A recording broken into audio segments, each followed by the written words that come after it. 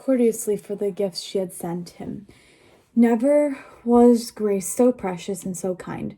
The maiden made answer to the knight that very dear to her, how he to her was the use he had found for her ring, and for the girdle which he had belted his body. She loved him so fondly. She wished for him her husband. She wished him for her husband.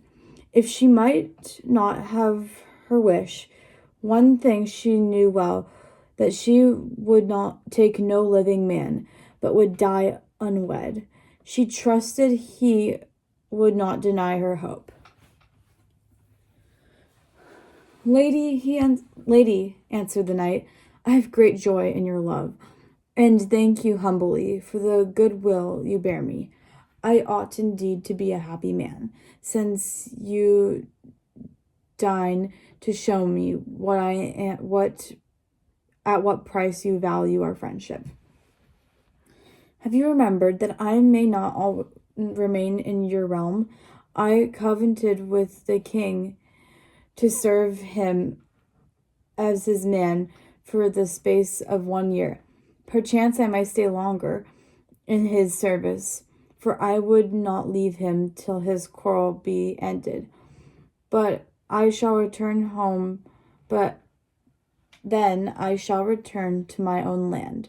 So, fair lady, you permit me to say farewell. The maiden made answer to the knight. Fair friend, right sweetly, I thank you for your courteous speech, so apt a clerk will know, without more words than he may have of me, just what he would. It becomes my love to give faith to all you say. The two lovers spoke together no further. Each was well assured of what was in the other's heart. Eliduc rode back to his lodgings, right joyous and content. He had speech with his friends, and passing great was the love which grew between the twain. Eliduc pressed on the war so fiercely that in the end he took captive the king who troubled his lord, and had delivered the land from its foes. He was greatly praised for all as a crafty captain in the field, and a hardy comrade with the spear. The poor and minstrel counted him a generous knight. About this time that the king, who had bidden Eliduc avoid his realm, sought diligently to find him. He had sent 3 messengers beyond the seas to seek his ancient sentinel. A strong enemy had wrought him so much grief and loss. All his castles were taken from him, and all his country was spoiled to the foe. Often and sorely he repented him of the evil counsel to which he had given ear, for he mourned of the absence of the mightiest king, and drove from the councils those false lords who malice and envy had defamed him. These outlawed for ever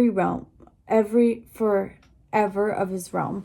The king wrote letters to Eliduc, conjuring him by loving friendship that was once between them, summoning him as a vassal is required of his lord, to hasten to his aid in that of his bitter need.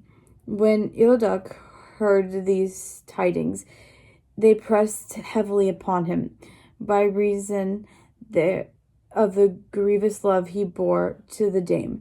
She too loved him with a woman's whole heart. Between the two there was nothing but the purest love and tenderness. Never by a word or deed had they spoiled their friendship. to speak a little closer, to give some fond and foolish gift. This was the sum of their love. In her wish, the maiden and hope, the maiden trusted to hold the knight in her land, to have him as her lord. Not she deemed that he was wedded to a wife beyond sea. Alas, Eliduc, I have loitered too long in this country. I have gone astray. Here I have set my heart on a maiden, Gillard, the daughter of the king, and she on me. If now we part, there is no help that one or both of us must die. Yet I must go. My lords require me by letters, and by the oath of fidelity I have sworn. My own honor demands that I should return to my wife. I dare not stay. Needs must I go. I cannot wed my lady, for not a priest in Christendom would make us man and wife. All things turn to blame. God, what a tearing asunder will our parting be. Yet there is one who will ever think of me in the right. I will be held in scorn of all. I will be guided by her wishes, and what the counsels that will I do. The king held her sire, is troubled no long by any war. First I will go to him, praying that I may return my own land, for a little because of the need of my rightful lord. Then I will seek out the maiden and show her the whole business.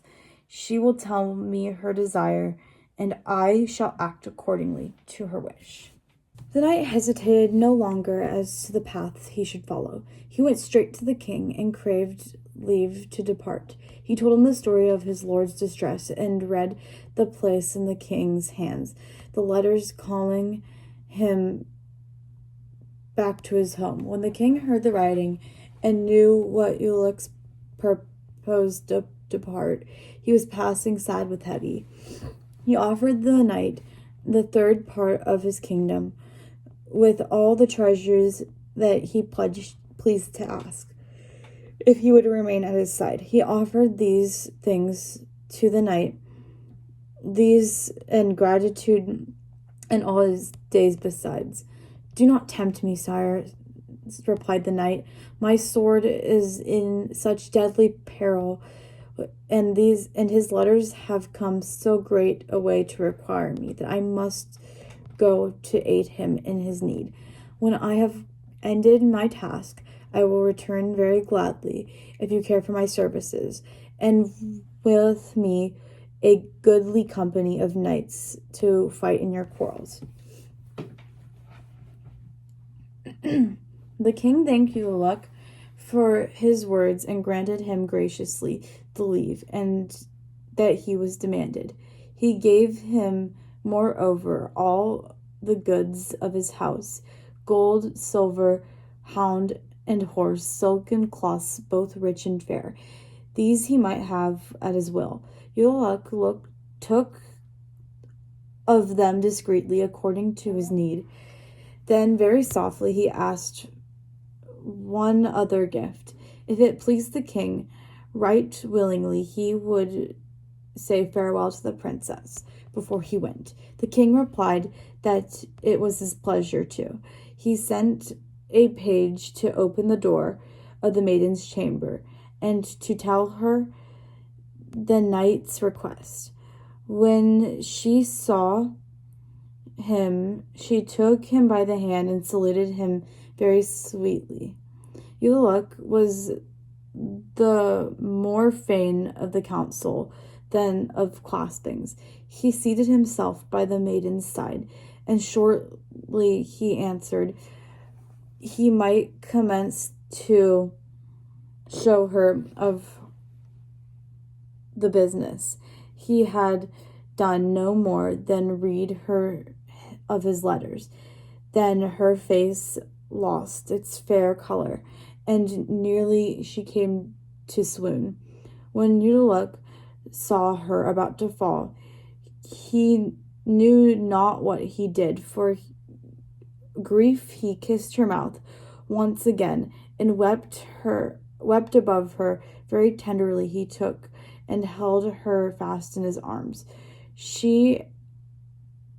till she had returned from her swoon. Fair dear friend, she said, bear with me while I tell you that you are my life and my death, and in you is all my comfort. I have bidden farewell to your father, and purposed to go back to my own land, for future of this bitter business of my lord. But my will is only your pleasure, and whatever the future brings me, your counsel I will do. Since you cannot stay, said the maiden, take me with you wherever you go. If not, my life is so joyless without you, that I would wish to end it with my knife. Very sweetly made answer to Sir Eliduc, for in honesty he loved honest maid. Fair friend, I have sworn faith to your father, and am his man. I have carried you with me. I should give the lie to my troth. Let this covenant be made between us. Should you give me leave to return, you shall own land. I swear to you on my honor as a knight that I will come again any day that you shall name. My life is in your hands. Nothing on earth shall Nothing on earth shall keep me from your side, so only that I have life and health. Then she who loved so fondly granted her knight permission to depart, and fixed the term and named the day for his return. Great was their sorrow, and her honor had come to bid farewell. They gave rings of gold for remembrance, and sweetly kissed adieu. So they served from each other's arms. Eliduc sought the sea, and with a fair wind crossed swiftly to the other side. His lord was greatly content to learn the tidings of his knight's return. His friends and kinsfolk came to greet him, and the common folk welcomed him very gladly. But amongst them all, none was so blithe at his homecoming as the fair and prudent lady who was his wife. Despite the show of friendship, Eliduc was never sad, and deep in thought. He went heavily till he might look upon his friend. He felt no happiness, nor made no pretense of any. Still he should meet her again. His wife was sick at heart because of the coldness of her husband. She took counsel with her soul as to what she had done amiss. Often she asked him privily if she had come short or offended in any measure whilst he was without the realm. If she was accused by any, let him tell her the accusation, that she might purge herself of the offense. Wife, answered Eliduc, neither I nor any charge you with aught that is against your honor to do. The cause of my sorrow is in myself. I have pledged my faith to the king, the country from whence I come, that I will return to help him in his need. When my lord the king has peace in his realm, within 8 days I shall be once more upon the sea. Great travail I must endure, and many plans I shall suffer. In readiness for that hour, return I must, and till then I have no mind for anything but toil, for I will not give the lie to my plighted word. But Eliduc put his fief once more in the hands of his dame. He sought his lord and aided him to the best of his might. By the counsels and proses of the night, the king came again to his own. When the term appointed by his lady and the day she named him for his return drew, Eliduc wrought in such fashion that peace was accorded between foes. Then the knight made him ready for his journey, and took thought to the very folk he thought should carry with him.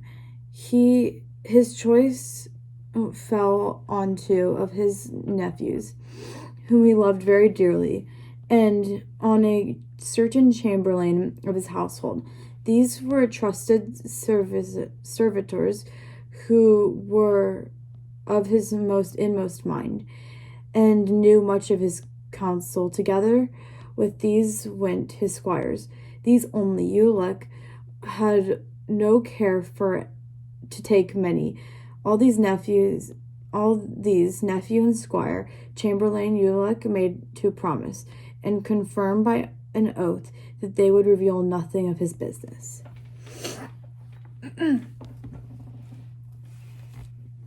The company put to sea without further tarrying, and crossing quickly, came to the land where Eliduc so greatly desired to be. The knight sought a hostel some distance from the haven, for he would not be seen of any, nor have it bruited that Eliduc was returned. He called his chamberlain and sent him to his friends, bearing letters that her knight had come, according to the covenant that had been made. At nightfall, before the gates were made fast, Eliduc issued forth from the city, followed after his messenger. He had clothed himself in mean apparel, and rode at foot pace straight to the city, where dwelt the daughter of the king. The chamberlain arrived before the palace, and dint of asking and prying, found himself within the lady's chamber. He saluted the maiden, and told her her love was near.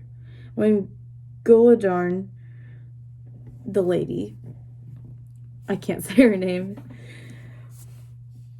when Guilliadorn heard these tidings, she was astonished beyond measure, and for joy and pity wept right tenderly. She kissed the letters of her friend, the messenger who brought such welcome tidings. The chamberlain prayed the lady to attire and make herself ready to join her friend. The day was spent in preparing for the adventure according to such plan as had been devised. When dark was come and all was still, the damsel stole forth from the palace, and the chamberlain with her, for fear that any man should know her again. The maiden had hidden beneath a riding cloak her silken gown embroidered with gold.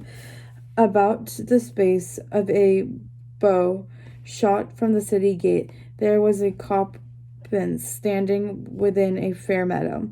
Near by this wood, Eliduc and his comrades awaited the coming of Guilliadorn. When Eliduc saw the lady, he wrapped in her mantle, and the chamberlain leading by her hand, he got from his horse and kissed her right tenderly. Great joy had his companions at so fair sight. He got from his horse and kissed her and climbing before her, took the bridle and glove and returned to her haven. With all the speed he might, he entered forth in the ship, which put to sea, having on board none save Eliduc, his men, and his lady, Guilliadorn. With a fair wind and a quiet hour, The sailors thought that they would swiftly come to shore. But when their journey was near its end and sudden tempest arose on the sea, a mighty wind drove them far from harborage, so that their rudder was broken and their sail torn from the mast. Devoutly they cried on Saint Nicholas, Saint Clement, and Madame Saint Mary to aid them in this peril. They implored the mother that she would approach her son, not to permit them to perish, but to bring them to the harbor where they would come. Without sail or oar, they drifted here and there at the mercy of the storm. They were very close to death when one of the company, with a loud voice, began to cry, "What need is there of prayers, sir? You have with you her who brings us to our death. We shall never win the land because of you, who already have a faithful wife.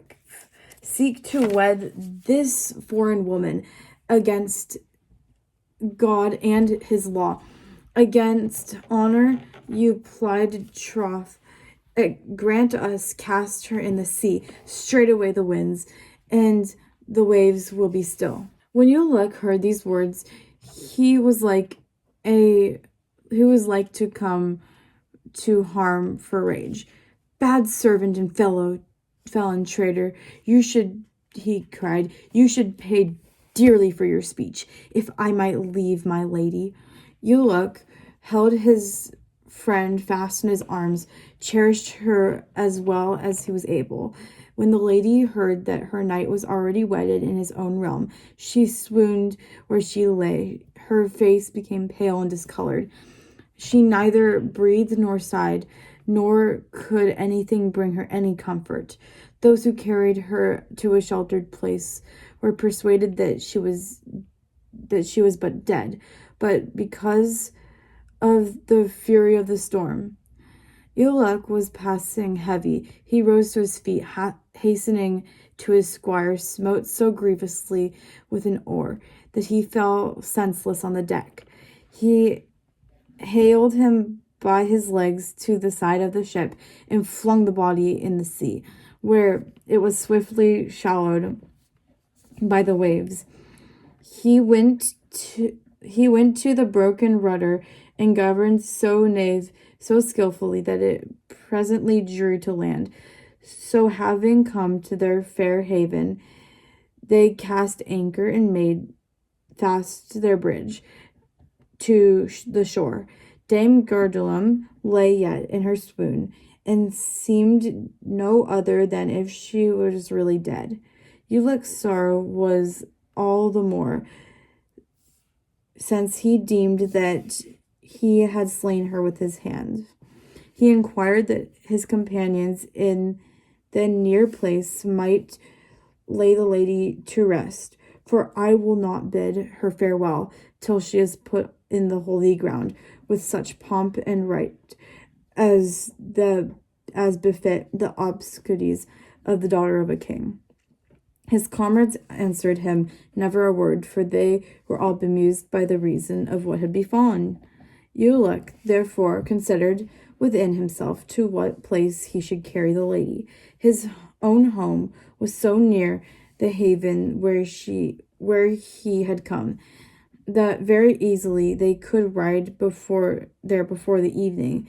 He called to mind that in his realm there was certain great forest, both long and deep.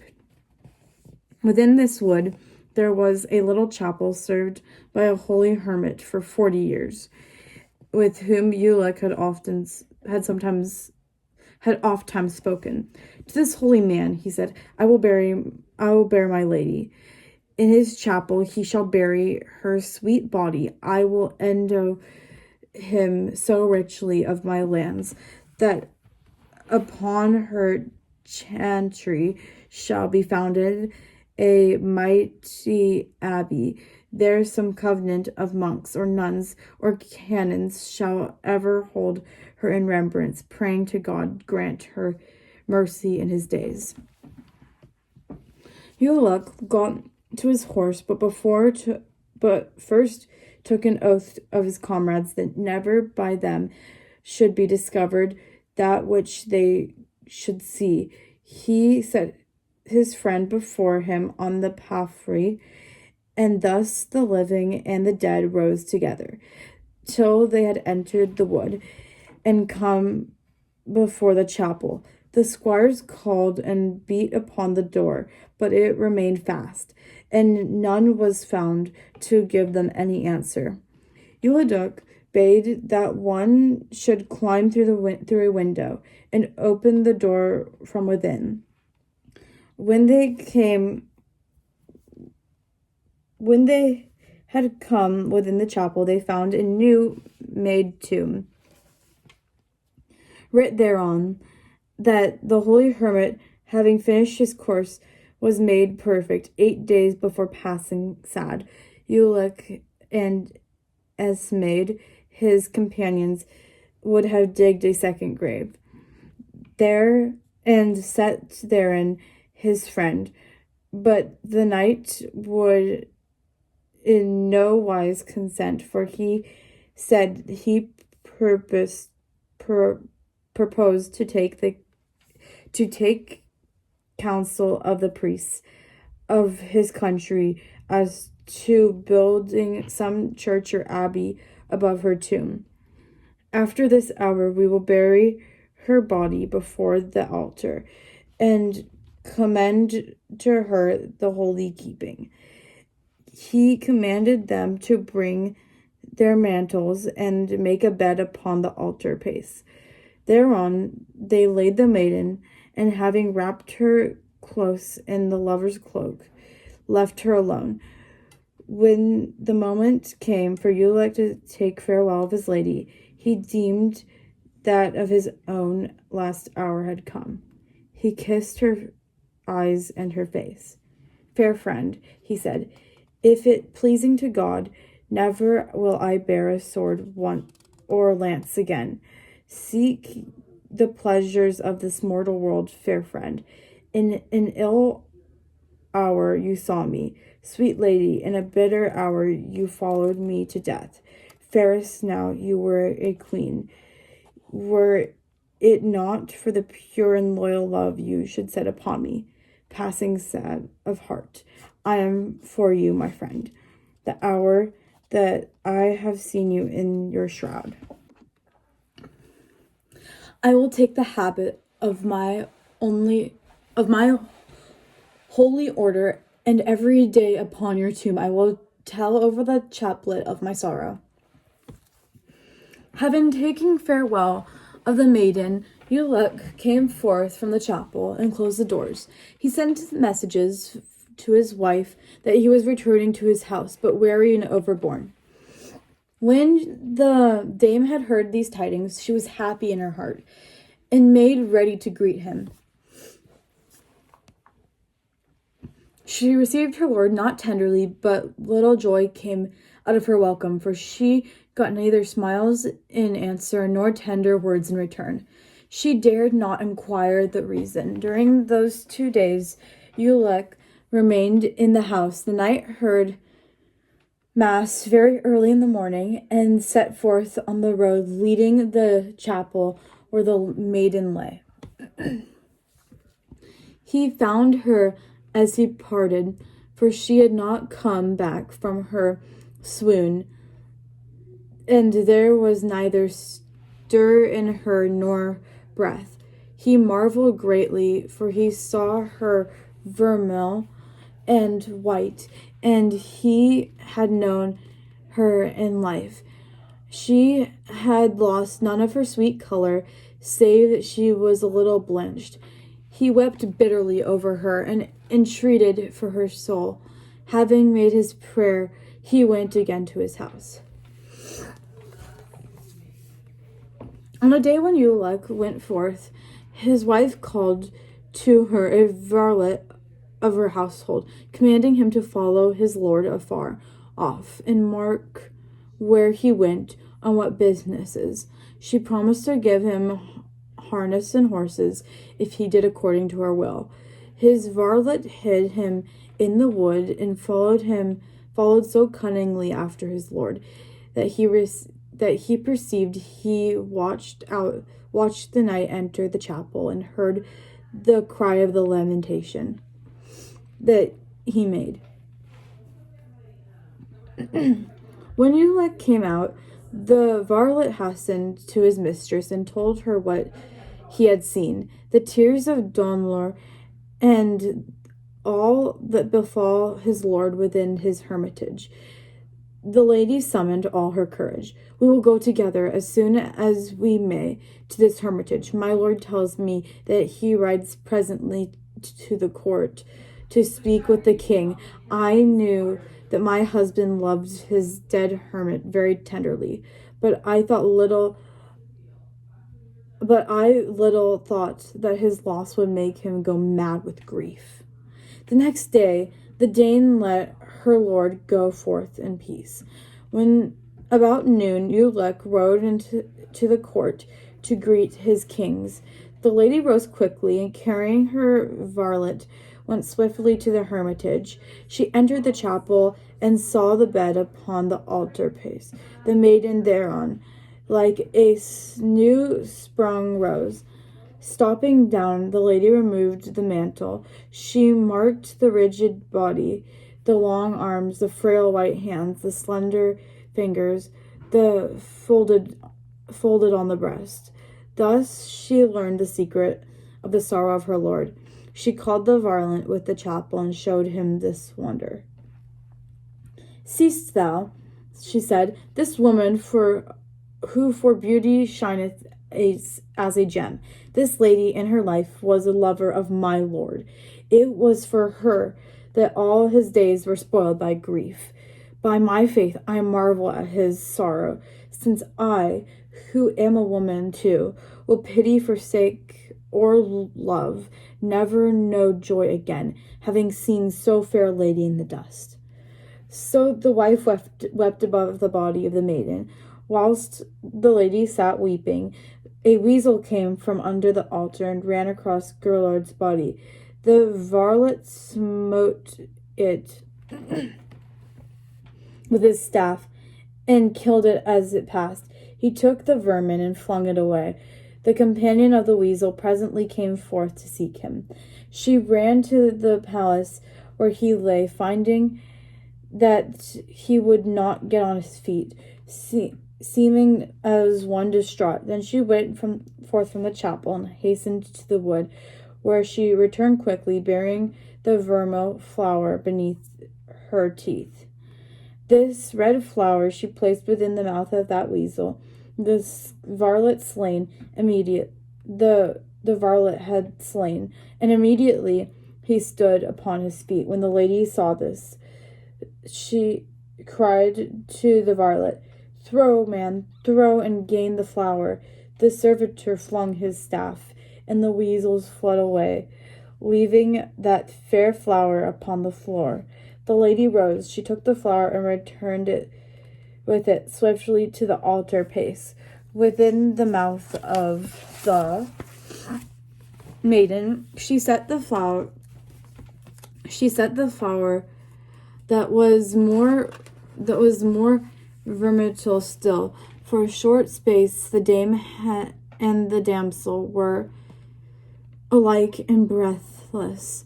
The maiden came to herself with a sigh and opened her eyes and commenced to speak. "Diva," she said, "I have slept so long indeed." When the lady heard her voice, she gave thanks to God. She inquired the maiden as to her name and degree. The damsel made answer to the lady, "Lady, I was born in Logres, and am the daughter of the king of that realm. Greatly there I loved a knight named Eliduc, the essential of my sire. We fled together from my home, to my own grievous fault. He never told me that he was wedded to a wife in his own country, and he hid the matter so cunningly that I knew naught thereof. When I heard of his dame, I swooned for pure sorrow. Now I find that this false lover has a few is like a felon, betrayed me in a strange land. What will change to a maiden in a soul a plight? Great is the woman's folly who puts her trust in man. Fair damsel, replied the lady, there is nothing in the whole world that can give you such joy to this felon as to hear that you are yet alive.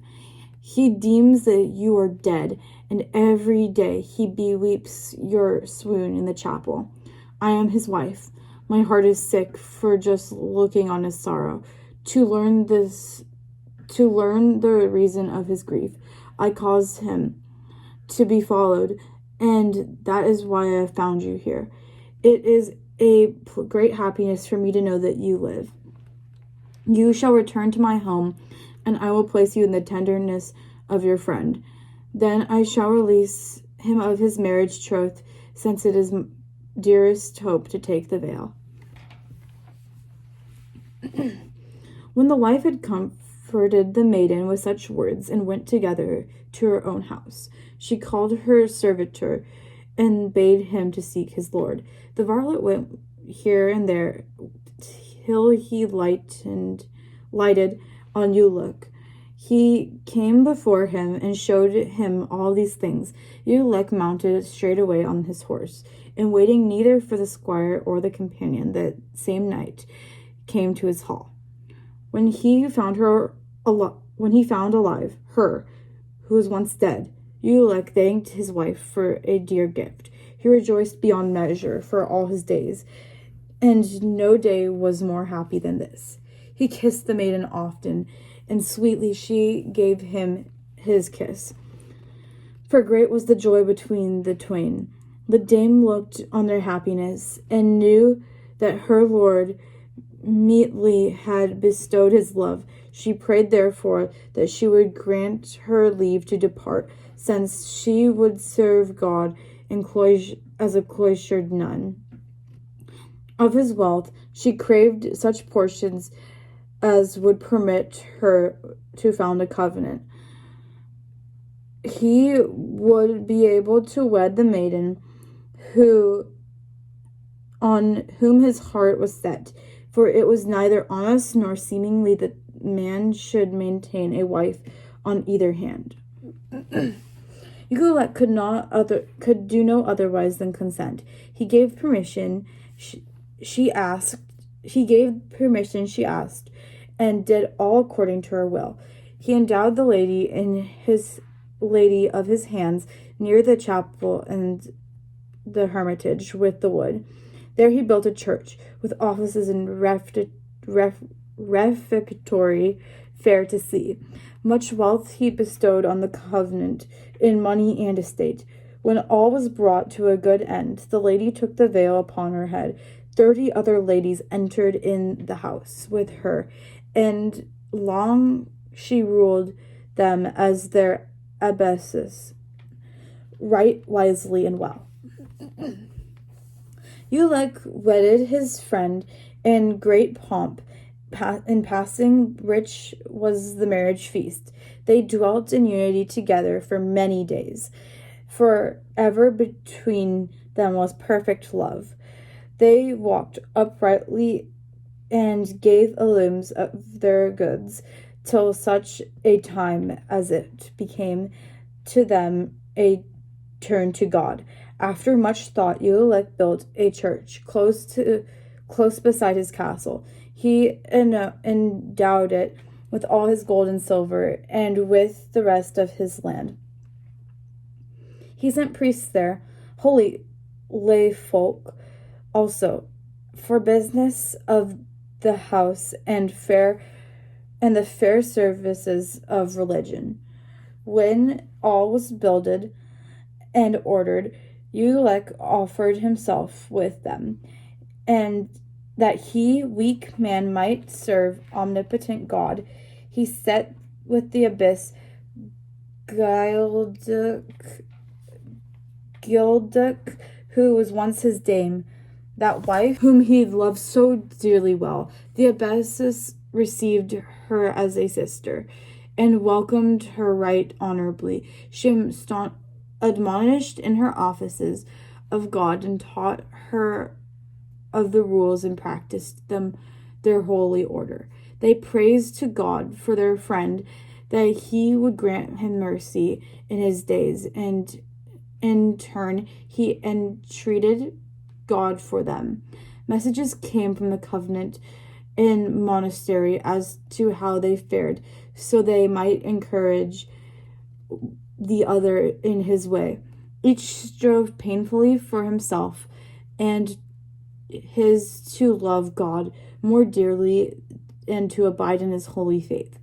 Each made a good end, and the mercy of God was abundantly made clear to all. Of all of the adventure of these three lovers, the Cortes Bretons made this lay for remembrance, since they deemed it a matter that men should not forget. The end. Thank you.